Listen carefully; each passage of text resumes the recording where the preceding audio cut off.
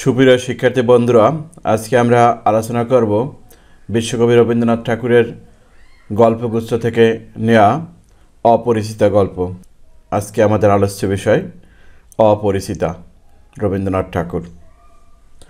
গল্পের শুরুতে একজন আমরা কথক পাই, যে কথকের জবানিতে তিনি গল্পটি বর্ণনা করেছেন। আজ আমার বয়স 27 মাত্র, মানে কথক বলছে আজকে আমার বয়স 27 মাত্র। এ জীবনটা না দৈর্ঘ্যের হিসেবে বড় না গুণের হিসেবে বড়।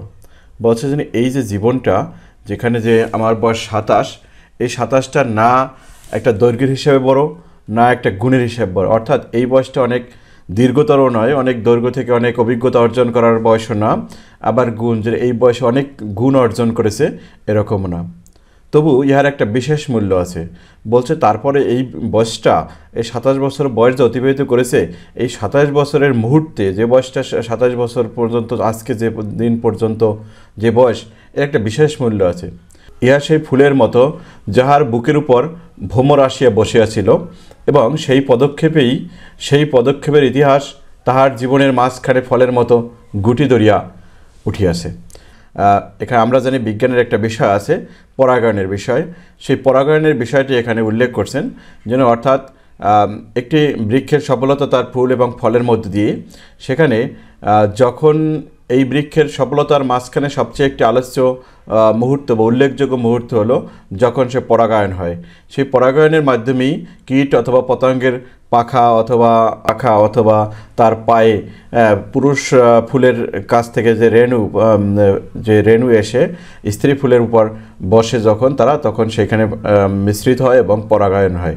সেজন্য ওই যে বৃক্ষের সমস্ত জীবনের যে একটা টার্নিং পয়েন্ট, সেই পরাগায়নের মুহূর্তটা যে সফলতার, তেমনি আমাদের এই লেখকের অর্থাৎ এই কথকের জীবনেও এরকম একটা টার্নিং পয়েন্ট ছিল। সেই 27 বছর বয়সটা, সেই ইতিহাসটুকু আকারে ছোট, এবং সেই যেরকম এই সময়টা বা ইতিহাসটুকু আকারে অত্যন্ত ছোট। এর কারণ হলো যেরকম ফুলের পরাগায়নের মুহূর্তে যে সময়টা অনেক ছোট হয়, যেমন আস্তে এসে ফুলটার উপরে কীট বা পতঙ্গ সে পুরুষ রেণু এসে নিয়ে বসে এবং উঠে যায়। এই মুহূর্তটা যেরকম ফুলের কাছে বা বৃক্ষের জীবনের সফলতার কাছে একটি গুরুত্বপূর্ণ, তেমনি এবং সময়টা অনেক ছোট, তেমনি আমাদের এই লেখক বলছেন যে আমাদের সেই সময়টাও, আমার সেই 27 বছর বয়সটাও বয়সের যে কাহিনীটা, সেই কাহিনীটা একেবারে খুব ছোট, কিন্তু তাহাকে ছোট করিয়াই লিখিব, এবং সেই কাহিনীটা যে ছোট এবং এটাকে আমরা ছোট করিয়াই লিখিব। ছোটকে যারা সামান্য বলিয়া ভুল করেন না, তাহারা ইহার রস বুঝিবেন।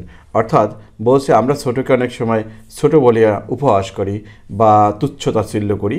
এইটা যারা না করেন, ছোটকেও যারা ছোটোর ভিতরে যারা অনেক কিছু খুঁজে পেতে চান, বা ছোটোর ভিতরে যে অনেক মূল্য আছে, ছোটোকে খুঁজেও অনেক কিছু বের করা যায়, বা ছোটোর ভিতরে অনেক রহস্য লুকায়িত আছে, সেই ছোটোর যারা গুরুত্ব বোঝেন তাদের কাছে এটার আসলে তারাই এই গল্প, অর্থাৎ এই গল্পের তাহারাই রস বুঝিবেন।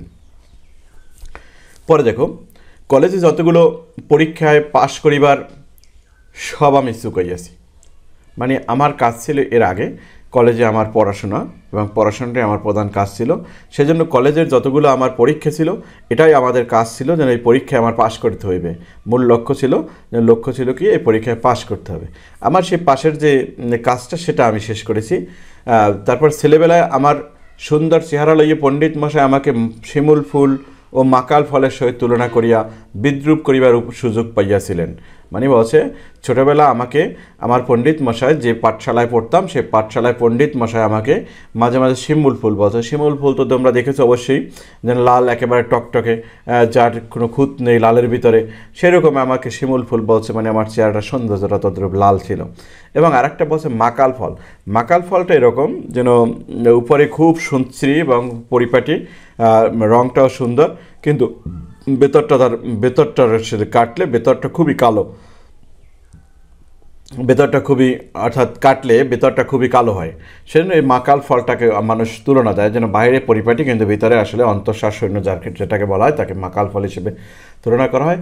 এখানে লেখক আসলে ওই রকম অন্তঃসারশূন্যটাকে বলে না, লেখক বলছে মাকাল ফলের যেরকম বাইরের সৌন্দর্য, সেই সৌন্দর্য আমার চেহারায় ছিল, এজন্য আমাকে বহুবার বিদ্রূপ করেছেন।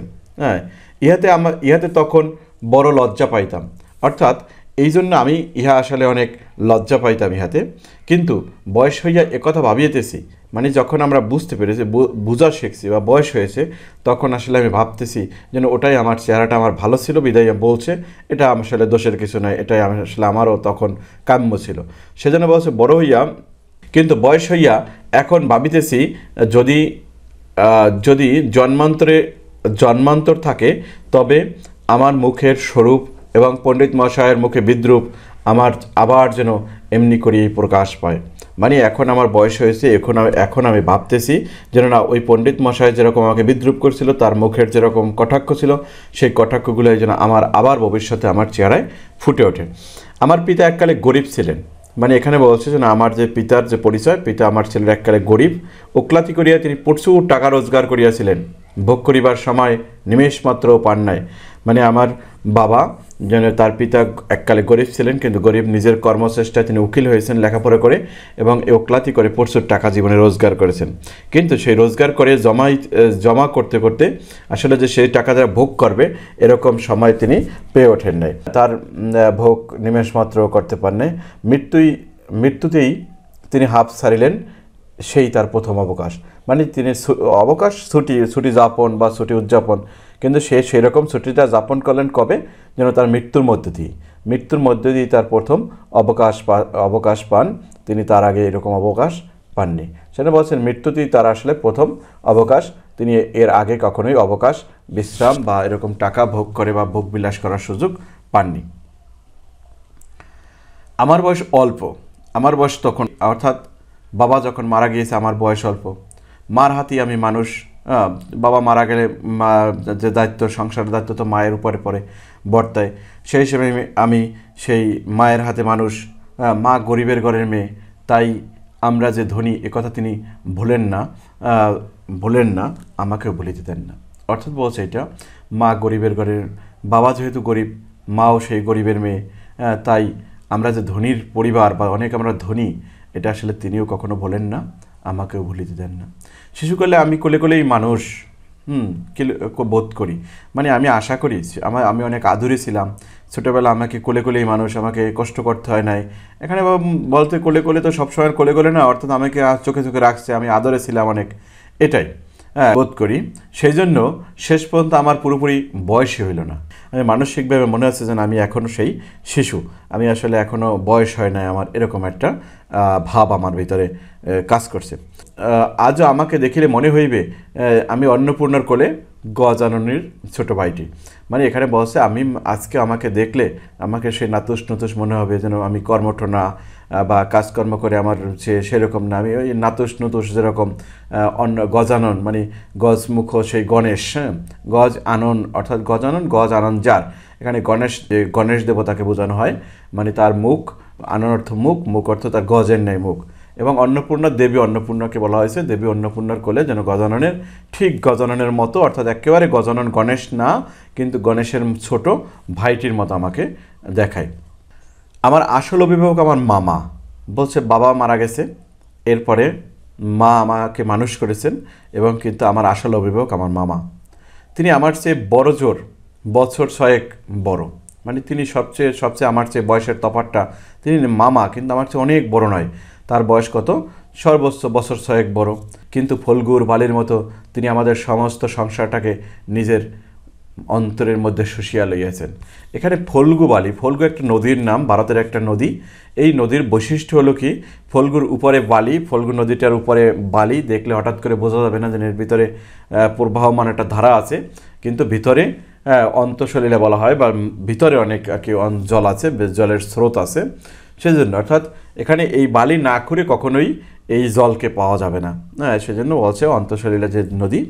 এখানে বলছে এটা সেই ফল্গু নদীর মতো আসলে বৈশিষ্ট্য মামা আমাদের সমস্ত সংসারটাকে, ফল্গু যেরকম তার নদীর সমস্ত পানিকে বুকের ভেতর শুষে নিয়েছেন, তেমনি আমাদের এই যে মামা, তিনি আমাদের সংসারের সমস্ত সংসারটাকেই তিনি কী করছেন, তার অন্তরের ভেতর শুষে নিয়েছেন। সেজন্য বলছে তাহাকে না খুঁড়িয়া এখানকার এক গণ্ডূষ মানে এক ফোঁটারও কয়েক ভাগের এক ভাগ গণ্ডূষ বলা হয়, এক গণ্ডূষ রসও পাইবার জো নাই। হ্যাঁ, এই কারণে কোনো কিছুর জন্যই আমাকে কোনো ভাবনা ভাবিতে হয় না। মানে এই জন্য এই সংসারের ভালো মন্দ বা আয় ব্যয় কোনো কিছু সুখ দুঃখ এইসব নিয়ে আমাকে ভাবিতেই হয় না। এটা কার দায়িত্ব? এটা মামার উপরে বর্তায় দায়িত্ব না। এরপর দেখো, প্রথম আমরা পাইলাম কি তার বয়সের কারণ কি, কীভাবে তিনি বর্ণনা করছেন, কেন বর্ণনা করছেন, কীভাবে বর্ণনা করবেন, তার কাহিনীটা কতটুকু। এরপর আসলে তার সংসারের অবস্থা আর কি, সংসারের যে দারিদ্রতা, টাকা পয়সা, তাদের বাবার অবস্থান, মামা কীভাবে তাদের সংসারটা নিয়েছেন, তার যে নিজের চেহারা, অবয়বের কাঠ, এইগুলো আমরা আলোচনা করলাম। এরপর আসো কি, এবার বিবাহ প্রসঙ্গ যেটা বলছে, কন্যার পিতা মাতৃ স্বীকার করিবেন আমি সৎপাত্র। মানে হঠাৎ করে এই বিষয়তে বিবাহ প্রসঙ্গে ঢুকে গেছেন, যেন আমাকে দেখলেই মনে হবে কি যে কোনো কন্যার বাবা মনে করবে আসলে আমি একটা সৎপাত্র। তামাকটুকু পর্যন্ত খাই না, মানে ওই যে হুকা বা অন্যান্য তো দূরের কথা, আমি তামাক মানে বিড়ি তামাক এগুলোও খাই না, যেগুলো আসলে এমনভাবে তুচ্ছভাবে তিনি করছেন যে মনে হচ্ছে যেন তামাক খাওয়াটা কোনো অপরাধ না। এটা একটা মনে হয় বিলাসিতা। সেজন্য সেটাকেও তিনি বলছেন আমি সামান্য তামাকটুকুও খাই না। তারপর ভালো মানুষ হওয়ার কোনো জঞ্জাট নাই, অর্থাৎ যেসব কারণে আমাকে যেসব বৈশিষ্ট্যের কারণে, যেসব বৈশিষ্ট্য আমার ভিতরে বিদ্যমান থাকলে আমাকে ভাববে যে এই লোকটা আসলে খারাপ, সেই সব কোনো আসলে গুণাগুণ আমার ভিতরে জঞ্জাট নাই। তাই আমি নিতান্তই ভালো মানুষ, নিজেকে স্বীকার করেছেন, অতএব আমি নিতান্তই একটা ভালো মানুষ। তারপর দেখো কি বলছে, দেখো আমি নিতান্তই একটা ভালো মানুষ, মাতার আদেশ মানিয়া চলিবার ক্ষমতা আমার আছে। বলছে মা যে আদেশ করবে ঘরে বসে, ঘরের মানুষ যে মা, সে মা যে আমাকে আদেশ করবে, এই আদেশটা একেবারে পুরোপুরি মেনে নেওয়ার মতো বা মেনে চলার মতো আমার মানসিকভাবে তৈরি। তারপর অন্তঃপুরের শাসনে চলিবার মতো করিয়েই আমি প্রস্তুতি হইয়াছি। মানে অন্তঃপুর এখানে বলছে, তো মায়ের কথা তো উল্লেখই করছে, দ্বিতীয়বার যখন অন্তঃপুর উল্লেখ করছে, এখানে আমরা বুঝে নিই যেন ঘরের যে আসলে শাসনকর্তা মানুষের আসে, প্রত্যেকটা পুরুষের একজন করে আসে, সে হলো তার স্ত্রী। সে স্ত্রী যে আসবে তার শাসনও মেনে নেওয়ার মতো মানসিক অবস্থা আমার ভিতরে আছে বা প্রস্তুতি আমি নিয়েছি, প্রস্তুত হইয়াছি। যদি কোনো কন্যা স্বয়ংবরা হন তবে এই সুলক্ষণটি স্মরণ রাখিবেন। এখানে স্বয়ংবর অর্থ যে নারী নিজের বর পছন্দ করে, অতএব বলছে এটা যদি কোনো কন্যা স্বয়ংবরা হন মানে নিজের বর নিজে পছন্দ করতে চান, তবে এই সুলক্ষণটি, কোন সুলক্ষণটি? যেটা সে অন্তঃপুরের শাসন মানিয়া চলিতে পারে কিনা। সে অন্তঃপুরের শাসন মানিয়া চলিবার মতো আসলে করে আমি তৈরি হয়েছি, অতএব কোনো বিভ্রাট এখানে আপাতত নেই। এখানে দেখো, অনেক বড় ঘর হইতে আমার সম্বন্ধ আসিয়াছিল, কিন্তু মামা যিনি পৃথিবীতে আমার ভাগ্য দেবতার প্রধান এজেন্ট, বিবাহ সম্বন্ধ তার বিশেষ একটা মত ছিল। অনেক বড় বড় ঘর হইতে আমার জন্য সম্বন্ধ অর্থাৎ বিবাহের প্রস্তাব আসিয়াছিল, কিন্তু বাদ সাধল সেই বড় ঘরের কন্যাদের জন্য আমার মামা, যিনি এই পৃথিবীতে আমাদের ভাগ্য দেবতা, মানে আমার সংসারের বা আমার জীবনের ভাগ্যের নিয়ন্ত্রণ বা কি করব কি হবে এগুলো সব নির্ধারণ করার যে মালিক, সেই মালিক হলো আমার মামা। সেই মামার বিবাহ সম্বন্ধে একটা বিশেষ থিওরি বা নিজের একটা মতামত ছিল। মতামতটা হলো কি, ধনীর কন্যা তার পছন্দ নয়। তিনি কখনোই ধনী লোকের কন্যা তিনি পছন্দ করেন না। আমাদের ঘরে যে মেয়ে আসিবে সে মাথা হেট করিয়া আসিবে, মানে আমাদের ঘরে যে কন্যা আসবে সে অবশ্যই মাথা নিচু করে আসবে, এবং এই তিনি চান, মানে এটাই তার প্রধান চাওয়া। অথচ টাকার আসক্তি, কিন্তু যে মেয়ে মাথা হেট করে আসবে সে তো হয়তো তার গরিব হতে হবে বা ধনীর কন্যা যেহেতু তার পছন্দ নয়। কিন্তু অথচ আবার আরেকটা বিষয় আছে তার মতের সাথে সাংঘর্ষিক, অথচ টাকার প্রতি আসক্তি তার অস্থিমজ্জায় জড়িত। মানে হাড় এবং হাড়ের ভিতরে যে অস্থিমজ্জা, যে মজ্জার ভিতরে রক্ত উৎপাদন হয়, রক্তের উৎপাদন তো হাড়ের যে মজ্জা থেকে উৎপাদন হয়, এই অস্থিমজ্জার ভিতর তার জড়িত। অর্থাৎ একেবারে যেখান থেকে মানুষের বেঁচে থাকার জন্য যে রক্ত তৈরি হয়, সেইখান থেকে যে রক্ত দিয়ে বাঁচে, তার সমস্ত শিরায় প্রশিরায় উপশিরায় তো সেই রক্তই প্রবাহিত হয়, উৎপাদন হয় সেখান থেকে, অর্থাৎ সেখান জেনেটিকভাবেই তাকে জিনগতভাবেই সে আসলে কি তার এইটা একটা রোগ, সে রোগটা হলো অস্থিমজ্জায় জড়িত তার টাকার প্রতি। টাকার প্রতি জুলুম। তিনি এমন বেহাই চান, বেহাই মানে বেআই যাকে বলা হয়, তিনি এমন বেহাই চান যাহার টাকা নাই অথচ টাকা দিতে কখনো কসুর করিবে না, যাহাকে শোষণ করা চলিবে অথচ বাড়িতে আসিলে, অর্থাৎ এখানে বলা হচ্ছে তাকে শোষণ করা যাবে, মানে তাকে বিভিন্ন রকমের নিগ্রহ করা যাবে, শোষণ করা যাবে, কিন্তু সে যদি আমাদের বাড়িতে আসে তখন গুড়গুড়ির পরিবর্তে বাধা হুকায় তামাক দিলে যাহার নালিশ খাটিবে না। বলছে সে গুড়গুড়ি তখন সিলভারের তৈরি এবং নল যে পাইপ চিকন, সেই পাইপ দিয়ে দূরে বসে টানতো, একটা ভিআইপি একটা ভাব ছিল, মানে যারা একটু উপরস্থ জমিদারটা তারাই গুড়গুড়ি খাইতো, আর যারা গরিব তারা কী করতো তৎকালীন সময় এই তামাক খাওয়ার জন্য যে নারিকেলের মালা দিয়ে তৈরি করা দিয়া সেই দেওয়া হুকা খাইতো। সেজন্য বলছে এই বাদা হুকা, যেটা নারিকেলের মালা দিয়ে নিম্নমানের তৈরি করা, সেটা যদি তাদেরকে যদি তামাক খাইতে দেওয়া হয়, আর ওই পরিবারের লোক যেন আমরা যদি তখন গুড়গুড়িতে খাই, তবুও যেন কোথাও নালিশ করতে পারবো না যেন ভাই আমাদের অপমান করেছে। আমার বন্ধু হরিশ কানপুরে কাজ করে। কানপুর ভারতের একটা শহর, একটা নগর, সেইখানে আমার বন্ধু সে হরিশ সেখানে কাজ করে। সে ছুটিতে কলিকাতা আসিয়া আমার মন উতলা করিয়া দিল। সে ছুটিতে কলকাতা আসছে আমাদের বাড়িতে। কলকাতায় এসে আমাদের সঙ্গে যখন দেখা হয়েছে আমার সঙ্গে, আমার বন্ধু হরিশ তখন আমার সাথে কি বলছে, সে আমার মন উতলা করিয়ে দিল। কীভাবে উতলা করলো? সে বলিল, ওহে মেয়ে যদি বলে একটা খাসা মেয়ে আছে, এখানে খাসা শব্দের অর্থ খাঁটি, হ্যাঁ সাচ্চা, যদি বলে এরকম, যদি তুমি যে মেয়ে খোঁজো তাহলে আমার কাছে একটা মেয়ে আছে একেবারে খাসা, মানে সাচ্চা একটা মেয়ে আছে যার কোনো খুঁত নয়, বা তোমার একেবারে পছন্দ হবে সব কিছু এরকম। তারপর কথক সে বর্ণনা দিয়েছেন তার নিজের অবস্থানটা। কিছুদিন পূর্বে এমএ পাশ করিয়াছি, মানে কয়েকদিন আগে আমি এমএ পাশ করিয়াছি।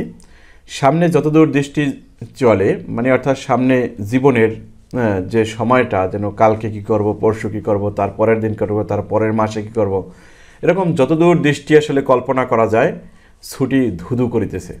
মানে কবে যে ছুটি শেষ হবে, এমএ পরীক্ষার যে রেজাল্ট দেবে, এর কোনো আসলে কিছু নাই, ভালাই নাই। এই জন্য বলছে সামনে ছুটি যত দেখছি যা ধুধু করতেছে। পরীক্ষা নাই, অর্থাৎ ওই যে পরীক্ষায় যতগুলো কাজ ছিল সব পরীক্ষা আমি চুকাইয়াছি, পাশ করছি, এখন আর ওই পরীক্ষা টরীক্ষা আমার নাই। তারপর হচ্ছে ইচ্ছাও নাই, কোনো কিছুর ইচ্ছা বা এটাও নাই যেন এটা করবো এটা করবো এরকমও নাই। তারপর বলছে শিক্ষাও নাই, উমেদারি নাই। হ্যাঁ, এখানে বলছে পরীক্ষা নেই, মানে এর আগে যতগুলো পরীক্ষা ছিল পাশ করিবার সেগুলো আমি চুকাইয়াছি, এখন আর আমার হাতে পরীক্ষা টরীক্ষা এরকম নাই। উমেদারি নেই, উমেদারি এখানে ক্রানি টাইপের কোনো কাজ বাজ করা, এইগুলো হলো উমেদারি। তারপর আছে চাকরি নেই, কোনো চাকরি বাকরিও আমার কাছে নাই। নিজের বিষয়ে দেখিবার চিন্তাও নেই, অর্থাৎ নিজের যে বিষয় সম্পত্তি আছে এগুলো যে হিসাব নিকাশ করবো, দেখবো, এগুলোরও চিন্তা নেই, এগুলোর দায়িত্ব আমার।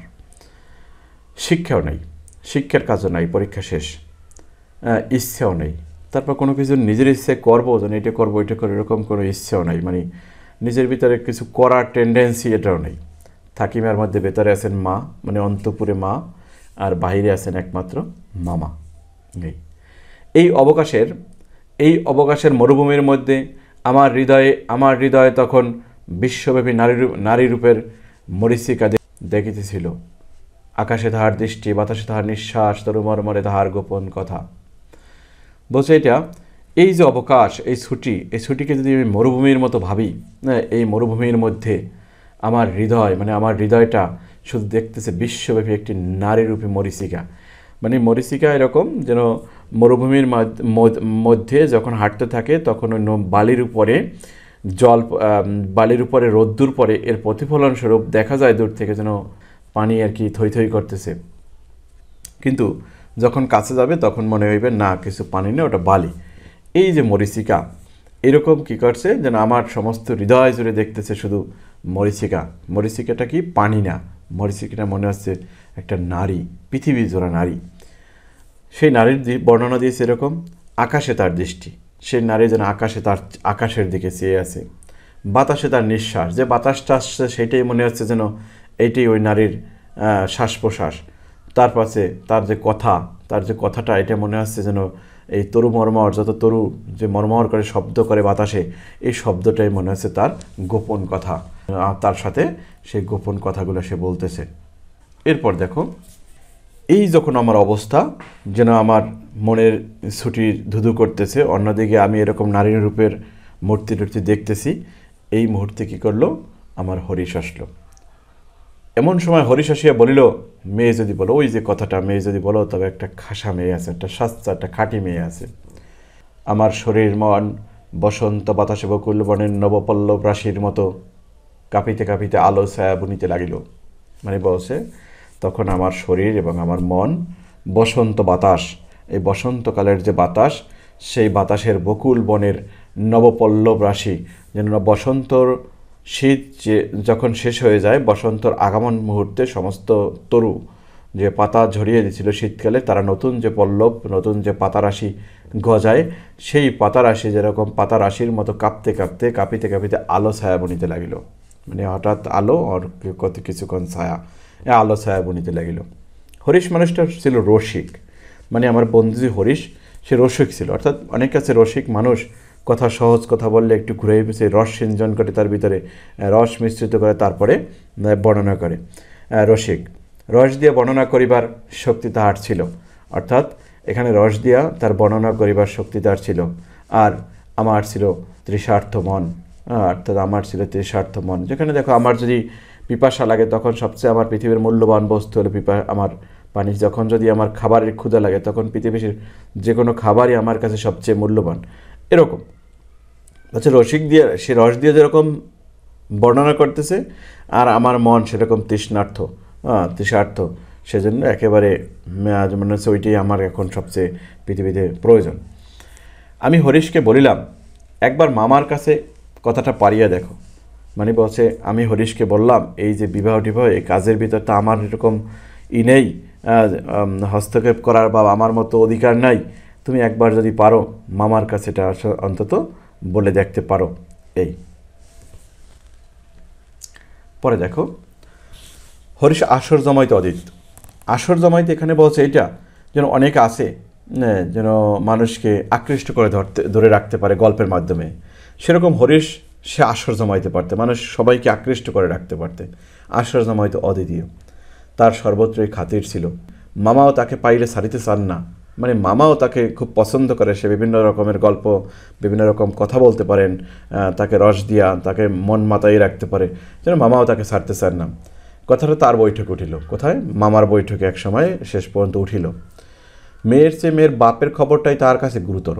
মামা বারবার খোঁচাই খোঁচাই জিজ্ঞাসা করছে, মেয়ে যতটা সে গুরুত্বপূর্ণ দিয়ে জিজ্ঞাসা করছে, মেয়ের অবস্থা, মেয়ের চেহারা, মেয়ের চালচলন, মেয়ের শিক্ষা দীক্ষা, এগুলোর চেয়ে বয়স, এগুলোর চেয়ে তার বেশিই তার আগ্রহ ছিল মেয়ের যে বাবার সম্পদ কী আছে, কীভাবে কী, এইগুলা আগ্রহ। মেয়ের বাবার চালচলন কীরকম, তার বংশমর্যাদা, এইগুলো তার বসে গুরুতর। বাপের অবস্থাটা তিনি যেমন চান ঠিক তেমনি, মানে অর্থাৎ বাবার যে তার একটা ধারণা ছিল যেন বাবা ওই নালিশ টালিশ খাটবে না, নির্জীব লোক হবে, এবং তাকে অপমান করলেও সে রা শব্দ করবে না, এরকম। তাই বাপের অবস্থা তিনি যেমন চান তেমনি, যেমনটি চান তেমনি। এককালে ইহাদের বংশে লক্ষ্মীর মঙ্গলকট ভরা ছিল। মানে এককালে কী করছে, এককালে ইহাদের বংশে লক্ষ্মীর মঙ্গলকট ছিল। মানে এই যে কন্যার বাবা, তাদের বংশে এককালে লক্ষ্মীর মঙ্গলকট ছিল, অর্থাৎ ধন সম্পদ একেবারে টইটুম্বুর ছিল। লক্ষ্মীর যেরকম তার মঙ্গল, তার ঘরটা যেরকম মঙ্গল দিয়ে তৈরি থাকে, এরকম একেবারে পরিপূর্ণ ছিল। এখন তা শূন্য বললেই হয়, মানে অর্থাৎ এখন আর নাই, এখন একেবারে যা সামান্য আছে শূন্য বললেই চলে। অথচ তলায় সামান্য কিছু বাকি আছে। মানে ওই যে লক্ষ্মীর মঙ্গল ঘট যে একেবারে পরিপূর্ণ ছিল, সেখানে সামান্য তলায় অল্প কিছু বাকি আছে। দেশে বংশমর্যাদা রাখিয়া চলা সহজ নয় বলিয়া ইনি পশ্চিমে গিয়া বাস করিতে সেন। অর্থাৎ বলছে এই দেশে যখন এই যে কলকাতায় এইসব অঞ্চলে তার এখন আর আগের যেরকম সে যে তার পরিচয় ছিল, তার যে ধন সম্পদ ছিল, তার চাল চলন ছিল, এখন আসলে ওই রকম সম্পদ নাই। সেই জন্য এখানে তার ইজ্জত যেন আগের মতো সেই সম্মান পাবে না, বংশমর্যাদা রাখে মানুষই করবে যেন না আসলে সে চাল চলন হয়েছে ডাউন হয়েছে বা কিছু। এই জন্য কী করছে, বংশমর্যাদা রাখিয়ে চলার জন্য, তার ওয়েট বজায় রাখার জন্য এই অঞ্চল ছাড়িয়ে তিনি পশ্চিমে গিয়া, অর্থাৎ পশ্চিমে অঞ্চলে গিয়ে থাকে, কলকাতার পশ্চিমে কানপুরে থাকে, বাস করিতেছেন। সেখানে সে গরিব গৃহস্থের মতোই থাকেন। অর্থাৎ এইখানে যদি গরিব গৃহস্থের মতো থাকতেন তাহলে মানুষ বিভিন্ন প্রশ্ন তুলত, সেজন্য সে দূরে গিয়া গরিব গৃহস্থের মতোই থাকেন। একটি মাত্র মেয়ে ছাড়া তার আর নাই, অর্থাৎ তার একমাত্র এই সম্বল কি, তার একটা মেয়ে আছে। সুতরাং তাহারই পশ্চাতে লক্ষ্মীর ঘরটি একেবারে উপর করে দিতে দ্বিধা হইবে না। এখন যে তার সামান্য আছে, এই সামান্যটুকু, এই যে একেবারে লক্ষ্মীর ঘট যেটুকু তলায় আছে সেটুকু একা সম্পূর্ণ উজাড় করিয়া দিতে তার কোনো দ্বিধা করবেন না, কারণ তার আছে একটা মাত্রই মেয়ে। এসব কথা ভালো, কিন্তু মেয়ের বয়স যে 15, তাই শুনিয়া আমার মন বার হইল। মানে ওই যুগে কন্যাদের বা মেয়েদের বিবাহ হইতো 12 সর্বোচ্চ, 8, 10, 12 এইরকম। 12-র উপরে গেলে এটা একটা দোষের মনে হইতো। সেজন্য বলছে যাই হোক সব কিছু হলো, কিন্তু মেয়ের বয়স তো 15। এখন মামার মন এজন্য বার হইল, সব কিছু ঠিকঠাক আছে, শুধু বয়সটা না মিললেই তো হয়ে যেত। তারপর আবার চিন্তা করছে বংশে তো তার কোনো দোষ নাই, না দোষ নাই, বাপ কোথাও তার মেয়ের যোগ্য বর খুঁজিয়ে পান নাই। আসলে তার দোষ না, সে আমাদের মতো এরকম যোগ্য সে বর কোথাও খুঁজে পান নাই। অনুপমের মতো তিনি যোগ্য কোথাও বর পান নাই। একে তো বরের হাট মহর্ক, অর্থাৎ বরের বাজার একেবারে চড়া। তারপরে যে পণ টন দিয়ে যে, অর্থাৎ পণ বলতে এখানে যৌতুক টুতুক দিয়ে যে একটা বর জোটাইবে, সেটা আবার তো পণ হলো ধনুক ভাঙা। ধনুক ভাঙা তো বোঝো, ধনুক হলো যা দিয়া তীরকে ছোড়া হয়, যেটা দিয়ে, তাই সেটা যদি ভাঙা হয় তার কোনো মূল্য আছে? সেই মূল্যহীন একটা পণ। কাজেই বাপ কেবল সবুর করিতেছেন, কিন্তু মেয়ের বয়স তো সবুর করিতেছে না। এই পর্যন্ত থাক আজকের ক্লাসে। পরবর্তী ক্লাসে আবার দেখা হবে। সবাইকে পরবর্তী ক্লাসের জন্য আমার এই চ্যানেলটি সাবস্ক্রাইব করার অনুরোধ রইল। ধন্যবাদ সবাইকে।